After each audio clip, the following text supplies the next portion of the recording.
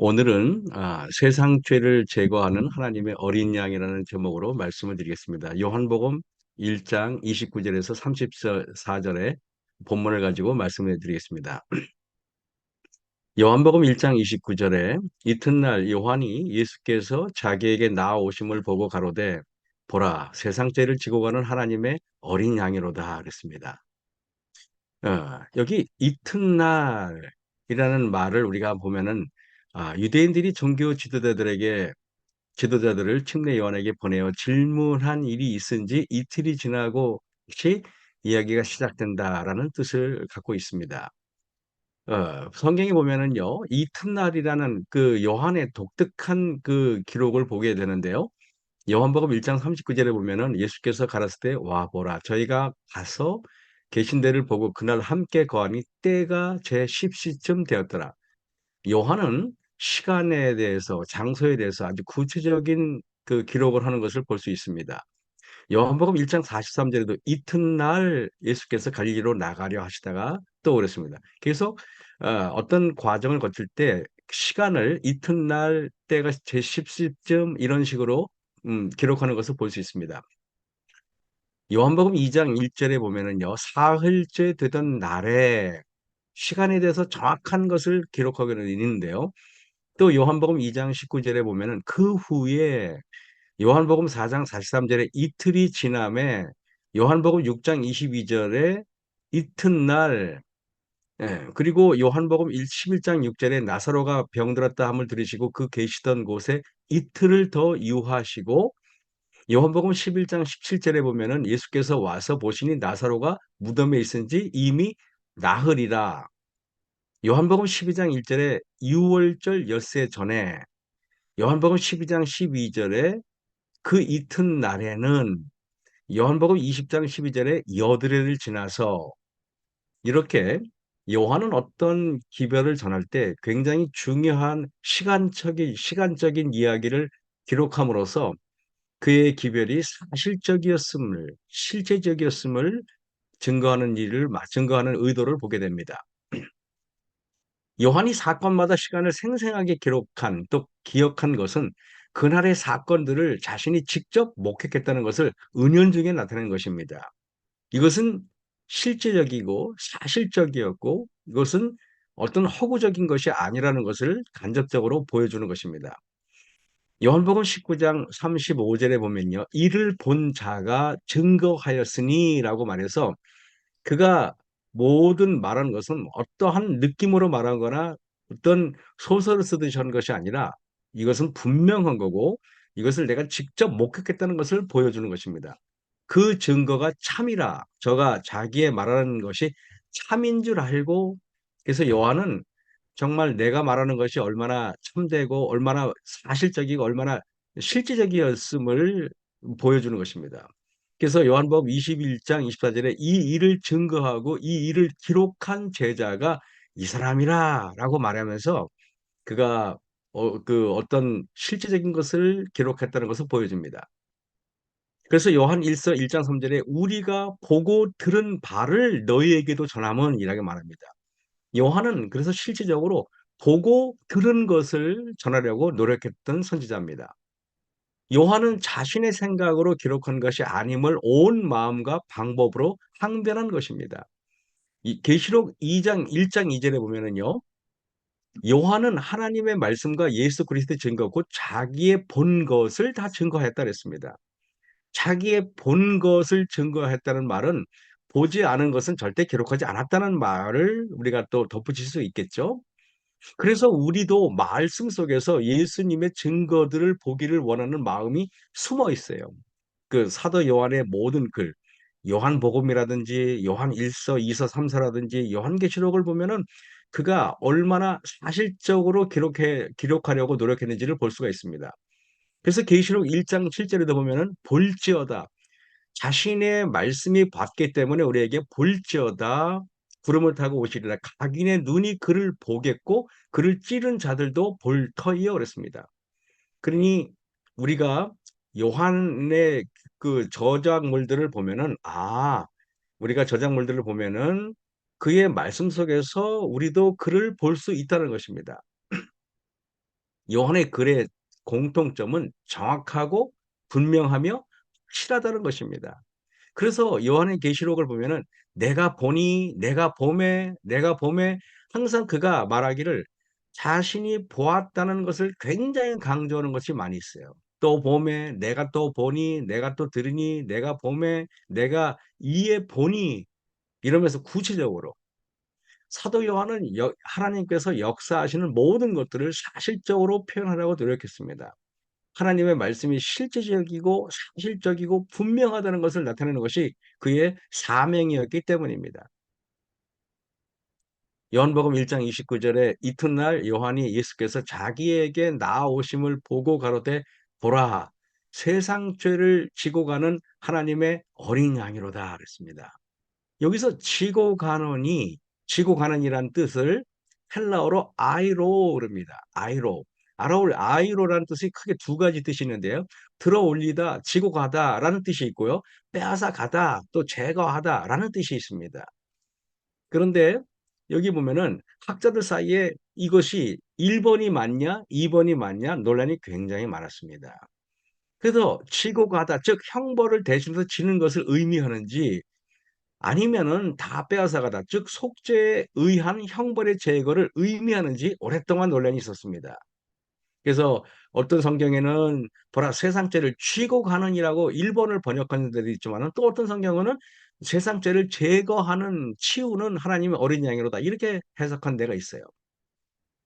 요한일서 3장 5절에 보면은 그 똑같은 아이로 쓰는데 그가 우리 죄를 짊어지고라고 안 하고 그가 우리 죄를 없이 하려고 즉 제거하려고 나타내신 바 된 것을 너희가 안 하니 그에게는 죄가 없느니라 그랬습니다. 여기 없이 하려고 아이로 똑같은 아이로인데 죄를 빼앗아 가려고 요번에 이렇게 해석을 한 것입니다. 직역하면은 그가 우리 죄를 빼앗아 가려고 나타나신 바 된 것을 너희가 안 하니 그에게는 죄가 없느니라 아이로를 이렇게 번역을 했습니다. 이튿날 요한이 예수께서 자기에게 나오심을 보고 가로되 보라 세상 죄를 지고 가는 이라 하나님의 어린 양이로다를 우리가 다른 각도로 해석을 하면은 이튿날 요한이 예수께서 자기에게 나오심을 보고 가로되 보라 세상 죄를 없이 하는 즉 제거하는 하나님의 어린 양이로다 이렇게 해석하는 것이 맞다고 학자들은 대부분 입을 모으고 있습니다. 요한복음 19장 14절에 이날은 유월절의 예배일이요 때는 제6시라 빌라도가 유대인들에게 이르되 보라 너희 왕이로다 그랬습니다. 어 근데요 우리가 보면은 빌라도는 이방인입니다. 근데 그가 유대인들에게 이르되 보라 너희 왕이로다 그랬습니다. 하나님의 어린 양이신 예수님은 유대인의 왕으로 오셨습니다. 마태복음 2장 2절에 유대인의 왕으로 나신 이가 어디 계시뇨? 우리가 동방에서 그의 별을 보고 그에게 경배하러 왔노라 그랬습니다. 이방인들은 예수님을 왕으로 보는데 정작 유대인들은 예수님을 왕으로 이해하지 못하는 것입니다. 여기 보면은 마태복음 2장 3절에 헤롯 왕과 온 예루살렘이 듣고 소동한지라. 유대인은 왕으로 왔다고 이방인이 말하니까 유대 사회에서 난리가 났습니다. 실제로 구약 성경에서는 예수님께서 그 유대인의 왕으로 오시는 분이라고 분명히 예언되어 있음에도 불구하고 예루살렘은 준비되어 있지 않기 때문에 소동하는 것입니다. 만약에 말씀으로 준비했다면은 그들은 소동할 것이 아니라 환영하고 기뻐했어야 될 것입니다. 이방인들도 예수님이 만왕의 왕으로 오신 것을 아는데 정작 메시아를 기다린다는 유대인들은 전혀 알지 못합니다. 요한복음 19장 14절에 15절에 보면 이날은 유월절의 예비일이요 때는 제6시라 빌라도가 유대인들에게 이르되 보라 너희 왕이로다 저희가 소리 지르되 없이 하소서 없이 하소서 저를 십자가에 못 박게 하소서 빌라도가 가로되 내가 너희 왕을 십자가에 못 박으랴 대제사장들이 대답하되 가이사 외에는 우리에게 왕이 없나이다. 여러분 아까 제가 얘기했지만 보라 세상 죄를 없이 하는 하나님의 어린 양이다. 세상 죄를 없이 하는 즉 아이로라고 썼는데 여기 요한복음 19장 15절에 저희가 소리 지르되 없이 하소서가 놀랍게 똑같은 아이로입니다. 아이로 없이 하소서 아이로 빌라도가 가로되 내가 너희 왕을 십자가에 못 박으랴 대제사장들이 대답하되 가이사 외에는 우리에게 왕이 없나이다. 예수님은 이 땅에 죄를 없애려고 오셨는데 유대인들은 예수님을 메시아를 없애라고 말을 하는 것입니다. 이것은 얼마나 아이러니하고 얼마나 섬뜩한지 모르겠습니다. 그런데 진짜 죄가 제거되는 길이 열렸어요. 이 세상의 왕이신 예수님은 우리들의 죄를 제거하시려고, 즉 아이로 하시려고 오셨는데 인간들은 무지해서 오히려 그런 죄를 제거하려고 오신 어린 양을 제거해 달라고 요구하는 이런 아이러니. 이것을 사도 요한은 똑같은 아이러니라는 걸 써서 유대인들과 예수님의 사역에 전혀 다른 방향을 이야기하는 것입니다. 로마서 3장 20절에 율법의 행위로 그의 앞에 의롭다 하심을 얻을 육체가 없나니 율법으로는 죄를 깨달음이니라 그랬습니다.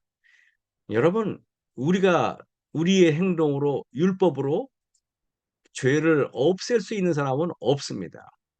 우리가 어린 양 앞에 나아가지 않고 어린 양의 피로 우리 죄를 제거하기 전에는 우리는 제거할 수 있는 방법은 이 지구상에 아무것도 없는 것입니다.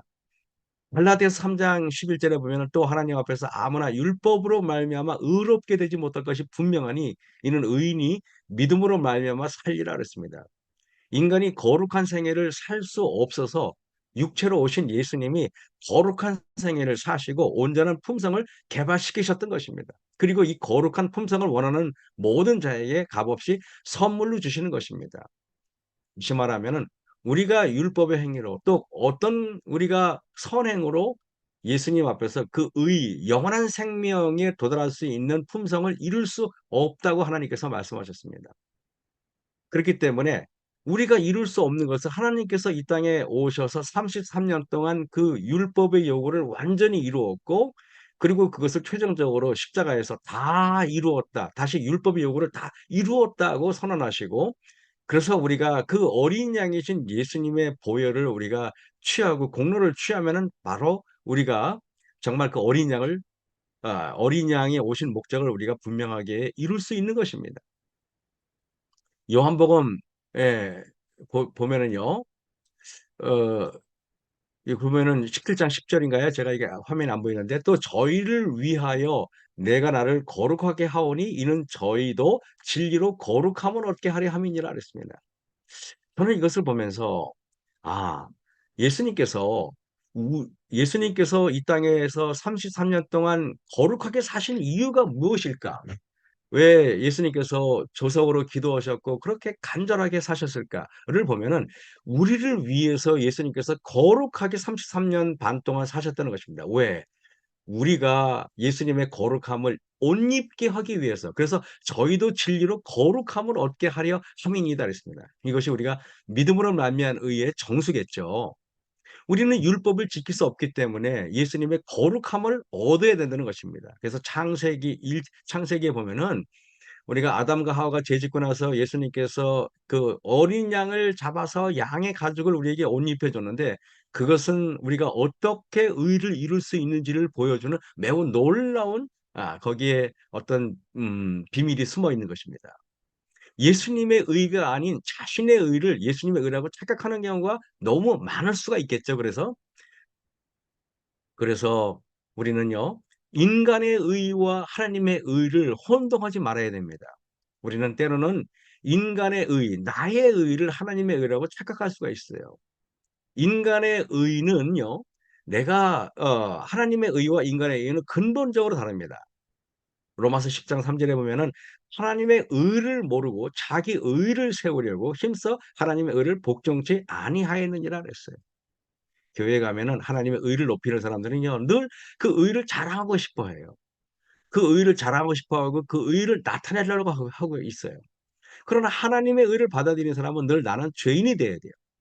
그래서 성경에 보면은 하나님께서는 죄인을 찾으러 왔다는 말은 하나님의 의를 구하는 사람들 찾으러 왔다는 말의 다른 표현이기도 합니다.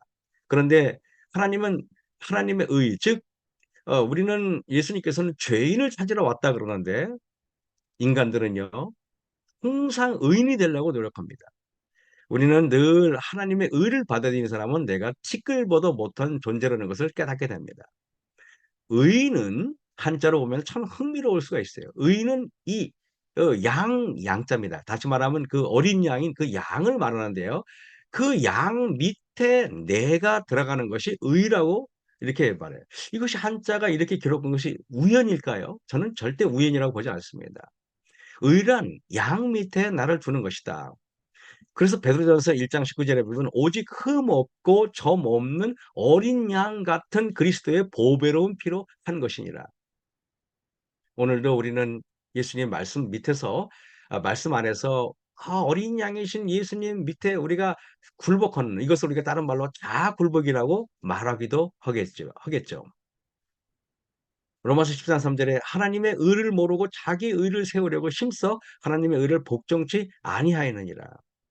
고린도후서 5장 21절에는요. 하나님이 죄를 알지도 못하신 자, 즉 예수님으로 우리를 대신하여 죄를 삼으신 것은 우리로 하여금 저희 안에서 하나님의 의가 되게 하려 하심이니라 그랬습니다.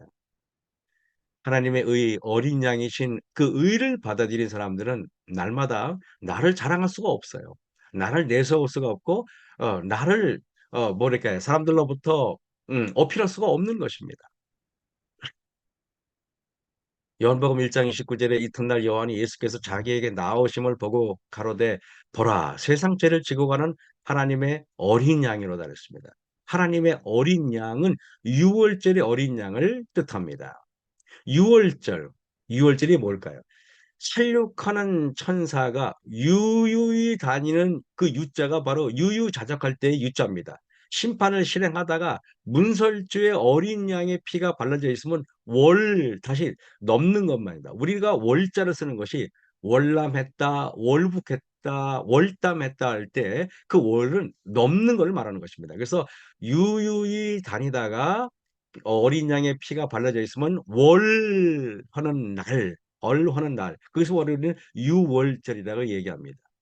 이거를 영어로 패스오버. 다시 말하면 패스오버 하는 것입니다. 요한복음 1장 30절에 내가 전에 말하기를 내 뒤에 오는 사람이 있는데 나보다 앞선 것은 그가 나보다 먼저 계심이라 그랬습니다. 이 뜻은 무엇일까요? 심오한 뜻이 숨어 있습니다. 태초부터 계신 하나님을 말합니다. 생물학적으로 우리가 아시겠지만은요.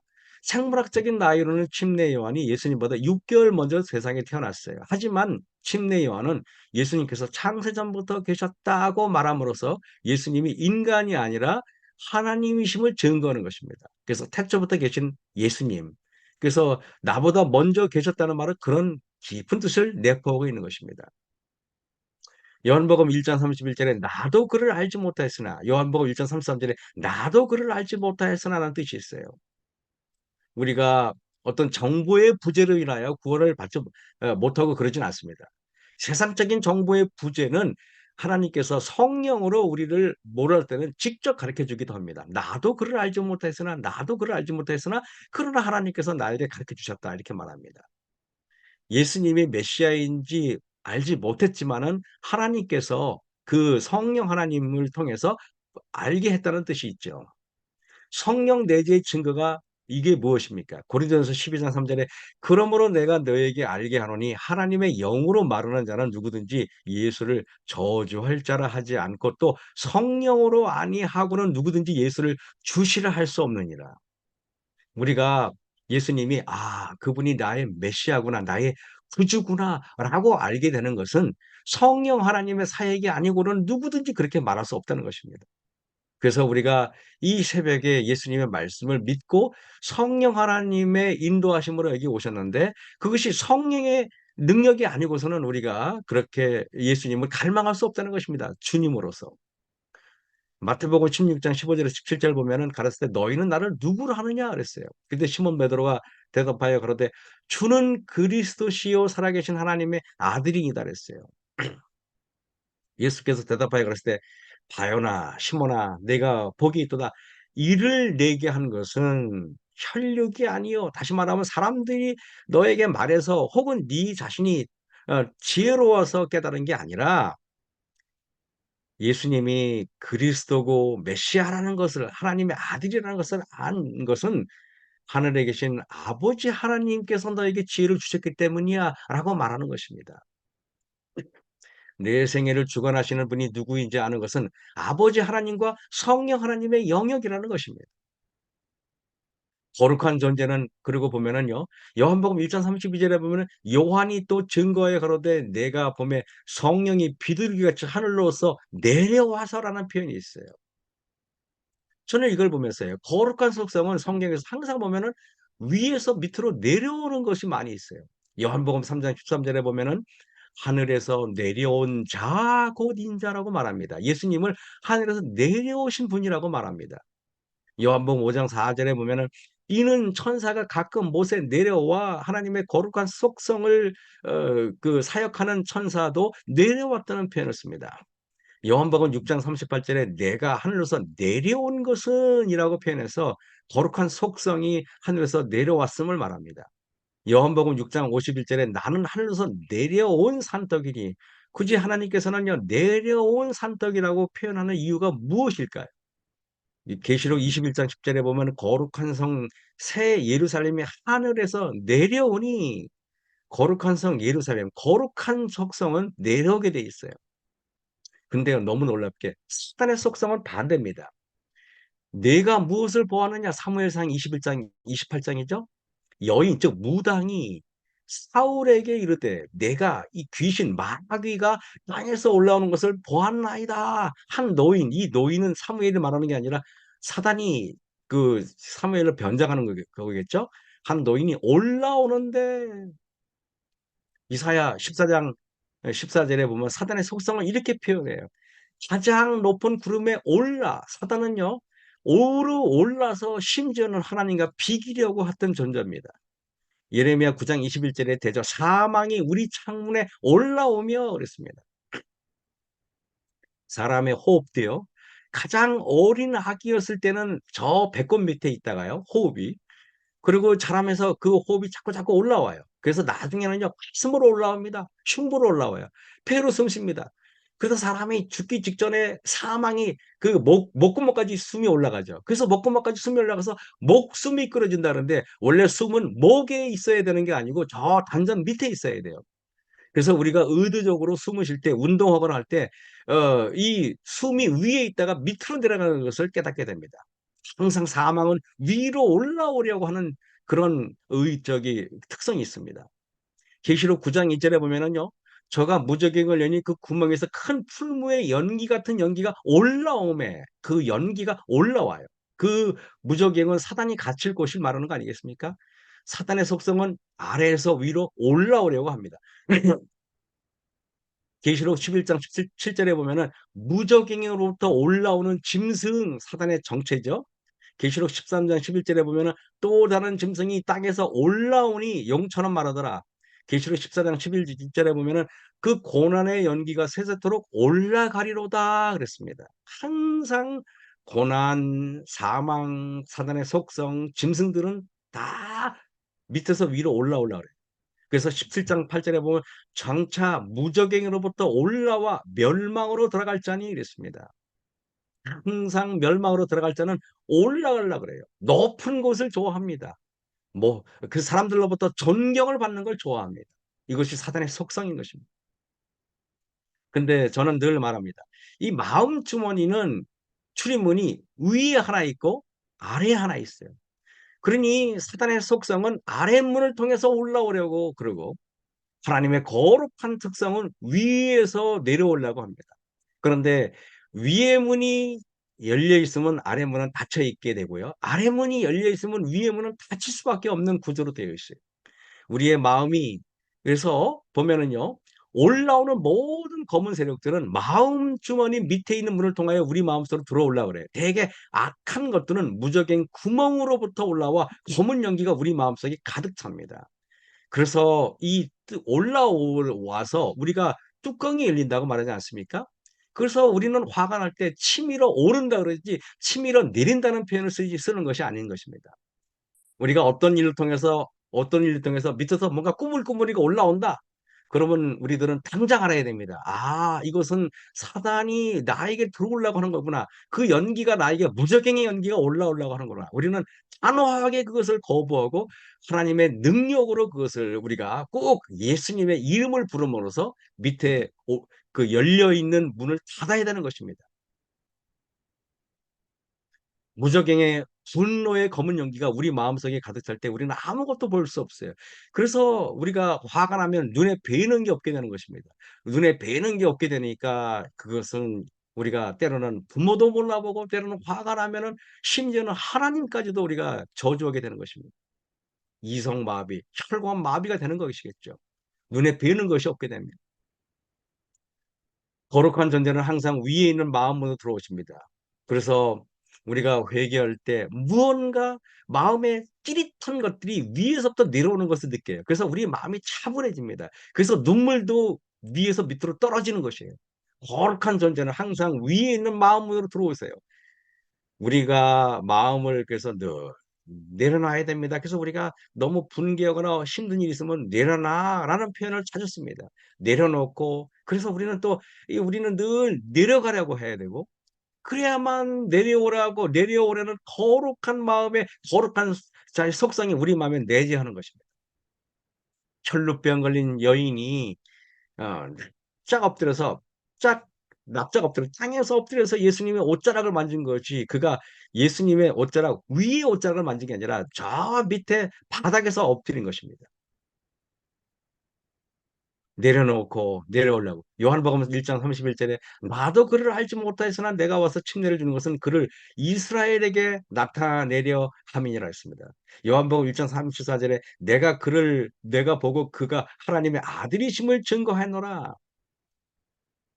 어떤 뭐 어떤 개신교회 목사님이 이런 말씀을 하셨어요. 박광림 목사님이라는 분이 설교할 때 제가 오늘 아침 적었는데요. 이런 분이 이렇게 항변합니다. 자기 교회 큰 건물 가졌다고 자랑하는 교회 담임 목사가 지입으로 자기 유명하다고 자랑하는 교회 절대 가지 마세요. 유력한 인물들이 교회에 많다고 하는 교회, 헌금 많이 들어온다고 자랑하는 교회, 이런 교회 절대 가지 마세요. 이분이 설교하는 것을 제가 잠깐 들어봤어요. 왜 자랑은 복음의 반대말이기 때문입니다. 적그리스도의 특징은 늘 힘을 과시하고 자기 자랑에 그런 것들이 많이 있어요. 자기가 사자라고 으르렁거리는 것입니다. 이런 교회는 영천을 말하는 교회라는 것입니다. 여러분 교회 가실 때 어린 양을 사모하는 교회를 가세요. 그런 것입니다. 어린 양은 어떤 분입니까? 자기를 부인하시는 분이 어린 양입니다. 자기를 희생할 줄 아는 분이 어린 양을 섬기는 교회입니다. 그런 교회, 그런 삶을 살아가는 것이 이 정말을 살아가는 우리들에게 요구하시는 하나님의 메시지일 것입니다. 이 목사님의 설교를 저는 아침에 굉장히 공감했어요. 그래서 고린도후서 4장 5절에 우리가 우리를 전파하는 것이 아니라 오직 그리스도 예수의 주 되신 것과 또 예수를 위하여 우리가 너희의 종된 것을 전파함이라. 어두운 데서 빛이 비치리라 하시던 그 하나님께서 예수 그리스도의 얼굴에 있는 하나님의 영광을 아는 빛을 비추셨느니라 했습니다. 우리는 때때로 잘못하면은요 제자 훈련을 한다 그러면서 예수님의 제자가 아닌 나의 제자로 삼으려고 하는 경향이 있어요. 우리는 어린 양의 제자로 삼아야 되는데 나의 제자, 나의 모든 권력과 나의 어떤 능력을 전파하는 잘못된 사역을 할 수도 있다는 것입니다. 요한복음 1장 36절 37절에 예수의 다니심을 보고 말하되 보라 하나님의 어린 양이로다. 두 제자가 그의 말을 듣고 예수를 쫓거늘 하나님의 신실한 사람들은 사람들을 자신을 주목하게 만들지 않습니다. 하나님의 신실한 종들, 어린 양을 받아들인 사람들은 그의 말을 듣고 예수님을 쫓게 해야지 자기를 쫓게 하는 것이 아닙니다. 때로는 내가 나를 전파하려고 하는 것인지 아닌지, 때로는 예수님을 전파하는 건지 우리를 깊이 생각할 필요가 있는 것입니다. 우리가 우리를 전파했기에 사람들은 우리의 기별에 실망했을 것입니다. 우리의 모습 속에서 하나님의 밝은 영광의 빛보다는 때로는 죄의 어두운 그림자, 염려의 어두운 그림자가 너무 깊게 드리워져서 사람들에게 희망보다는 절망을 주지 않았는지 우리가 고백할 필요가 있습니다. 예수 그리스도를 우리의 삶에서 나타내는 것이 그리스도인으로서의 삶의 본질이 되어야 합니다. 오늘도 그리스도를 전파하는 귀한 하루 되시기를 소망하면서 말씀을 마치겠습니다. 하늘에 계신 아버지 하나님, 예수님께서 저희의 어린 양이심을 감사합니다.